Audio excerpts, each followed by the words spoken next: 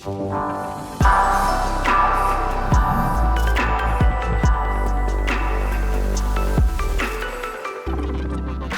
welcome back to CHILIpulse, the podcast where we talk about actionable insights on CHILI GraFx.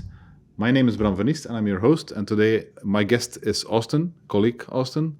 You're a client success engineer, but I'll let you do the introduction. What is a client success engineer? Maybe a bit about yourself. Yeah, of course. So I'm Austin Meier. I'm from Denver, Colorado, is where I currently stay, and I am part of CHILI's client success team. And what we do is we, as our name implies, we try and help our clients succeed at whatever is needed. And so a lot of that involves our graphics products, our publisher products, and I am on the technical side of things, which means that typically with our APIs, our SDKs, and client integrations, occasionally our customers have some questions, they might run into some issues, and that's where I step in and I try my best to help our customers out. And I think that we do a pretty solid job at providing our customers the tool sets to build everything, but sometimes, there's some missing links, and we always try to provide all the tools and the information to build those together. Super welcome. The idea today is to talk a bit about the link between, because we are a technical company, we have software that is open in architecture. One of the questions we get asked from customers is, how can I connect my external system to ours? Maybe first elaborate a little bit on the open architecture. How do you look at that? Well, I think the open architecture is that I think in creative automation, in any digital or any modern application of marketing, there's a lot of assets, there's a lot of content in multiple locations, and it's a real struggle to try and tie all these applications together. A lot of times you have to build incredibly custom intertwined integrations to build these things together, and there's also many applications that a lot of people and a lot of companies are using to store in various different locations. As an open company, we try our best to be very transparent about what we accept, like the formats, and we try to adapt the best we can to all the most popular, the most common, and the most used document formats, asset formats, fonts, everything in our application suite. So, but imagine one of the questions, like I said in the beginning, one of the questions we get asked, but we already have a system, a DAM system, a PIM system. So let's stick to DAM systems, digital asset management. A lot of companies already have digital assets, like in images, PDFs, sometimes movies, but let's stick to the images. Yep. What we do is in creative automation is we allow people to customize a document, make a variant out of it, make a publication out of it. And that means sometimes you need a different image. You could say, well, we'll take that image and drop it in there, but you could also feed it directly. From a technical perspective, how does it work? Because you have one system and the other system on an abstract level. How would you cope with that? Yeah, so typically users are going to be the intermediary between managing their assets. They're going to select, they're going to upload, but when you bring in an external DAM system, there's no longer really that user to kind of facilitate how the asset gets from one position to another. And so what needs to happen is that your DAM system needs to talk to our system. And the easiest way to do that is to actually define an interface on how your system accepts data.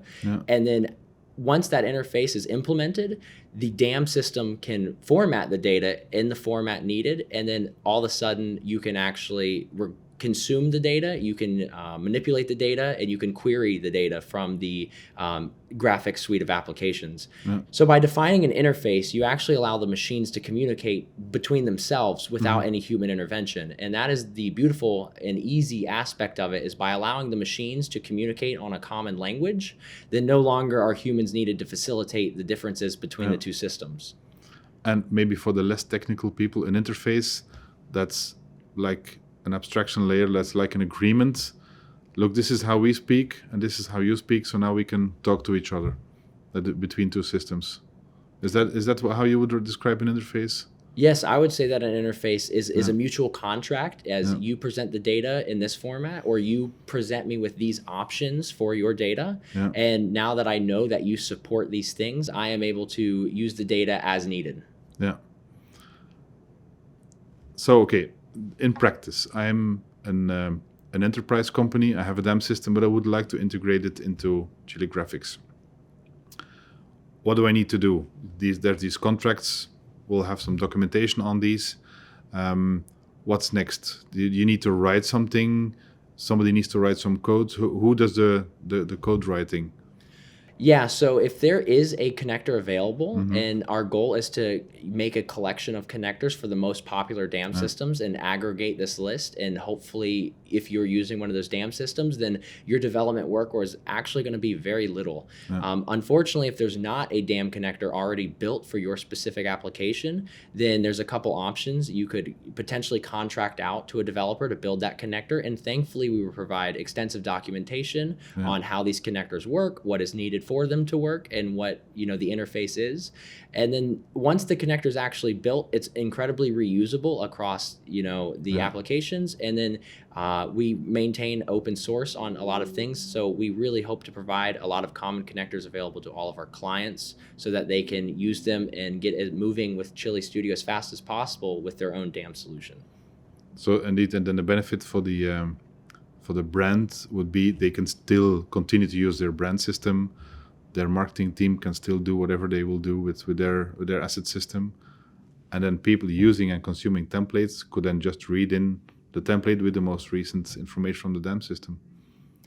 Yes, I think the goal is to require companies to make as little modification as possible to their own existing solutions. And so by the connector framework allows them to get moving up very quickly with their own solutions and continue what they're doing, but also allow creative automation to come at a much easier price. We've been around for a while, and you've joined recently in between brackets, not yesterday, but I think we're working on the new technology stack. And meanwhile, you also got introduced into the existing technology stack. How do you look at the evolution of the choice that we made on technology stack evolutions? How do you look at the future of that? I think that with our new technology stack, we really strived for developer first and an API first technology. And so we are trying to produce many, many tools and resources and documentation for our developers to use and to integrate with and to get up and moving as fast as possible. We have a lot of SDKs, frameworks, and even UI libraries for these products that are allowing our clients to get moving very quickly with the new suite of applications. Super, sounds good. You're a CSE, technical person in the client success team. What kind of skill sets are you looking for? When we say looking for new colleagues, what would you value in colleagues that join the team? What is an important skill set, attitude, mindset? Personally, I think the most important skill anybody can have in a client success role is problem solving. Every day you're going to get new problems, various renditions of problems, phrased in different ways, and ultimately, if you're able to if you have a problem-oriented mindset and you like in solving problems and you treat them as a puzzle and you are really curious about the different ways you can solve a puzzle, because sometimes there's multiple ways to solve a problem. And so it becomes sort of a really fun time to kind of explore the various routes that you could go about solving the problem. And I think with that mindset, you find that it's not as much work as it is kind of this fun game to solve the problem and also understand the problem. Every problem requires a different version of yourself, and it's amazing to see which versions you're capable of producing.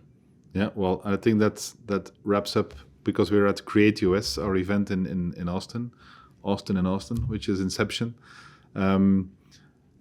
It wraps up the quest for what is the new creative. We've heard the word new creative more than once now, and I'm glad to hear that even from an engineering perspective, creativity is also necessary. The creative mindset, the problem solving. So it's more than being creative in the normal sense of the word. You also need to be creative as an engineer. Yes, I really think that creativity is a quintessential part of the human experience, especially because to me, creativity is producing. Anytime you're producing anything, whether that be code, whether that be templates or artwork, you are producing something that comes from your own creative mindset. And that's a very beautiful thing that we are gifted to have as humans. And I love that the new creative is able to blend those across multiple channels, right? Yeah. Whether it be code in the actions of our new product, whether it be within the smart automation of assets in our new product. It's amazing that you're now able to take your creativity across multiple fronts, all in one single place. And that is what I think makes the new creative. And on that great note, I would like to thank you so much for spending the time with us to record. And I also hope that the viewers and the listeners enjoyed this version. Thank you for joining us, and hope that you join us also in the next time. Thank you so much. Thank you. And see you around.